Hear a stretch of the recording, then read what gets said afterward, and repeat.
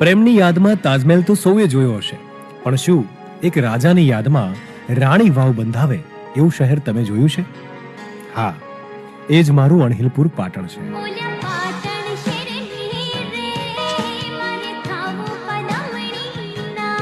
આ એ જ પાટણ છે જે દોસ્તના નામે દોસ્તી પર વારી જવા માટે દોસ્તના નામ પરથી શહેરનું નામ પાડવામાં આવ્યું છે.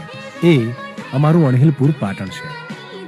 પાટણ એટલે પટોળા, દેવડા, રાણકી વાવ, સહસ્ત્રલિંગ તળાવ, જૈન દેરાસર, 3 દરવાજા અને 3 દરવાજાની સદીને કેમ ભૂલાય?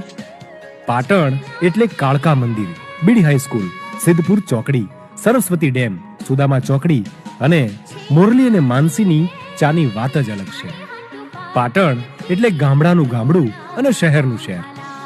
મન હોય તો માળવે જવાય એવી કહેવત તો તમે સાંભળી હશે, પણ